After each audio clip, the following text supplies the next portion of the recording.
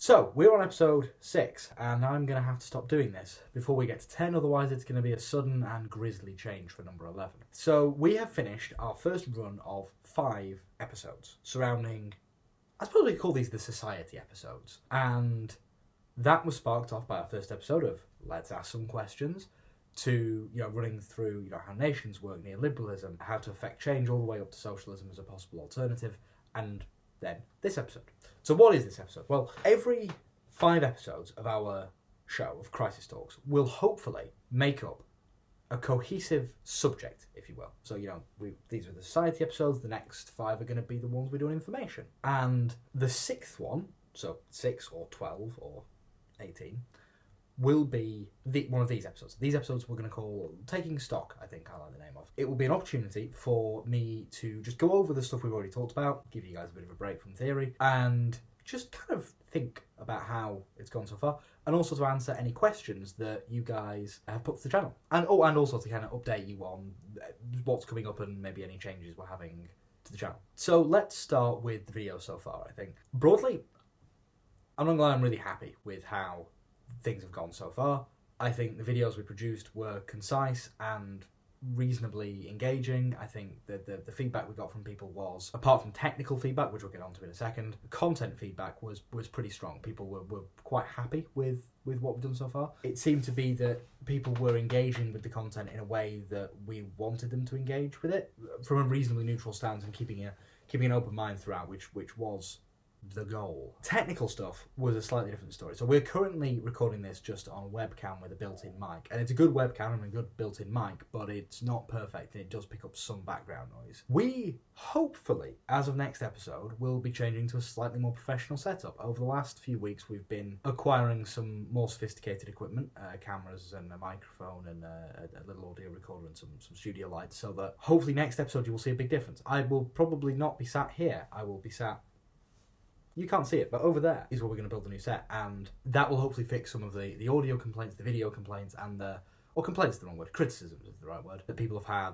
I'm in agreement, audio quality and video quality are both things that I consider quite important, and this was done on a very low budget because we were just locked in a house, and people seem to have really liked it, so we're going to do more of it, and we're going to do it a bit more professionally, is the idea. Release schedules going forwards will be Thursdays at 3 PM. That kind of has been a bit higgledy-piggledy because we banked a few episodes. I think we did like 4 in the first 2 weeks, and it calmed down a little bit. So Thursdays, 3 PM every week, you get a new video. Hopefully come rain or shine. And the next series is going to be on information, and that's going to include the long alluded to media bias episode, along with some concepts like ignorance and value of art and the society, and some, I think, quite interesting stuff that I hope you're all going to really enjoy. I may be wrong, they may be boring as hell, but we won't know till we make them. Now, the other thing that I promised you all was questions. So, since last episode, when we put out a call for these questions, now bear in mind, as you're watching the next series, if you are interested, just drop questions in the comment sections. We'll try and troll through and find them, and then we're going to pick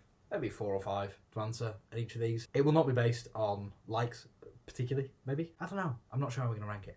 Basically, it's stuff that we think is going to be interesting to talk about, and we will keep everything anonymous. So do not feel afeared to ask potentially controversial questions. So we've got some questions to answer. Or more accurately, I have some questions to answer. Where are we going to start? So you often mention political or historical figures, example Thatcher.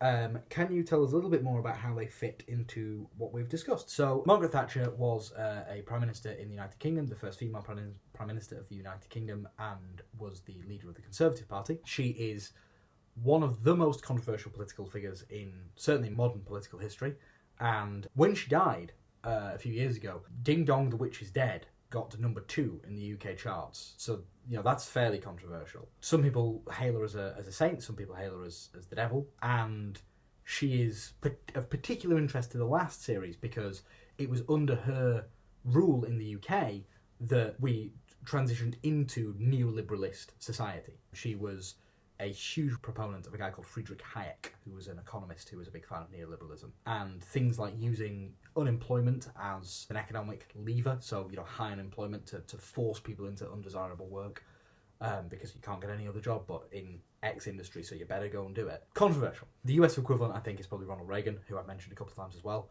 He was he played a similar role in the transition to neoliberalism, but in the US, obviously coming from a different place slightly in terms of where the country was before he got his hands on it, and ending in a different place. But they're the two figures that get bandied around a lot if you ever read much on neoliberalism. If the current system is so broken, why is nothing being done to fix it? Well, things are and were being done and have been being done for a while. It is easy for us to sit here and say, well, why don't we change X thing? But as we talked in the democracy video, sometimes it is hard to change things even within a democracy. You know, you've got to get a movement going, you've got to get a certain voter base, a petition going, protest marches, all that sort of stuff, and it's still easy for people to ignore these things. There have been some very, very dedicated, very, very interesting people who've worked for generations, years and years, to watch that show, actually.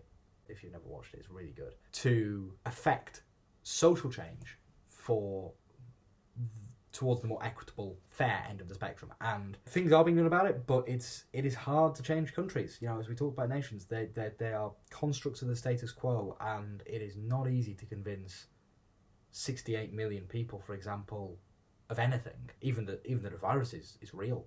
You know, that seems to be a struggle right now. So imagine trying to convince them that nationalised industry is a good idea, or free at the point of consumption healthcare. These are complicated concepts, and sometimes people don't like listening the whole way through to explanations. So things are being done. Whether or not it will be enough, it remains to be seen. And this falls on quite nicely. How exactly can I try to educate people on how we can improve the current system, especially if those people have their own firm beliefs? Well, that is the million-dollar question, I think. And it is something that we've tried to answer with the existence of this channel. Often we are taught things through life, through media, through newspapers, BBC News, whatever, and those things entrench a belief system in us that we rarely then re-interrogate. And I think as intelligent, conscientious people, it is our duty to constantly re-interrogate our own beliefs in order to make sure they still fit. You know, a belief or a moral 15 years ago might not still be relevant. You know, you might have an opinion on, you know, the LGBT community, for example, that 15 years ago was reasonably in line with the times and now is quite outdated. And if you haven't gone, maybe I should think about that again, then you want to change your opinion on it. So I think encouraging that principle is always a strong place to start. That, you know, getting across the idea that just because something was the answer once doesn't mean it is always going to be the answer. And further to that, have you considered some socialism? Or, you know, have you considered some progressive politics? Or, you know, whatever the argument you're trying to make. Socialism was just the last video, so it's a good example. So I think that's always a safe bet. Trying to get people to understand that maybe re-examining some of their held beliefs every now and then is a good idea. This is a good question. I'm not qualified to answer it, but I think it's a good question nonetheless.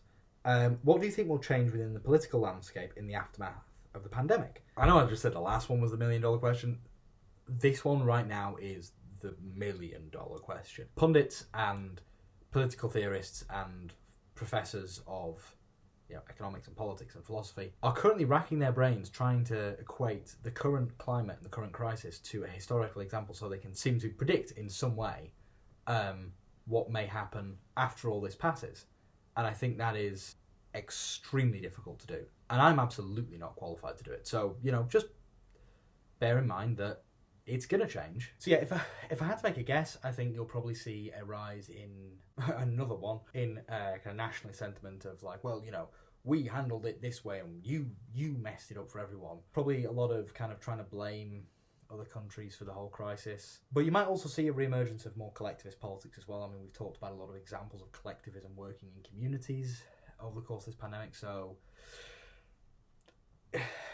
honestly, right now it's anyone's guess. I genuinely hope that this will remind people how good working together for a better society can be. I don't know if that's going to happen though. Finally, I got a really good question in the comments of the last video asking to explain the difference between socialism and communism.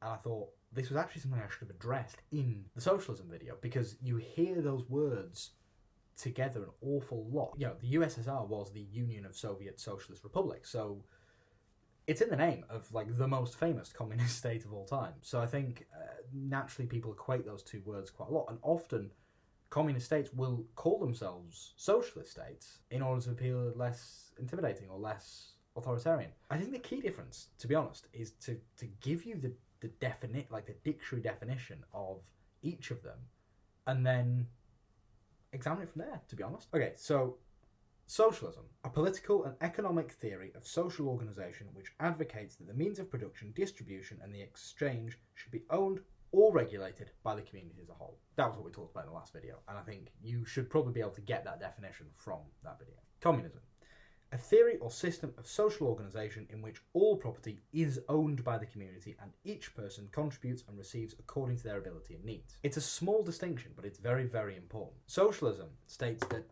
maybe we should have some things, needs, maybe key wants of society owned by the community and distributed by it rather than private company.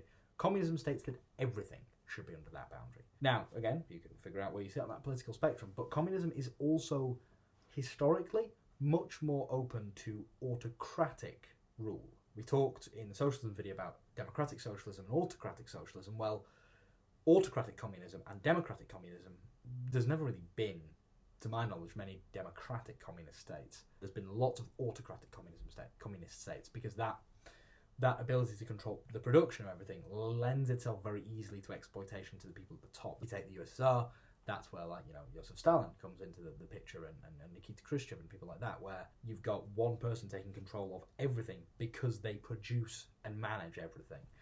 That's harder to do in a socialist state, especially a democratic socialist state. So I would say the key difference is that, you know, socialism advocates for the collective ownership of necessary goods and services, and communism advocates collective ownership of everything.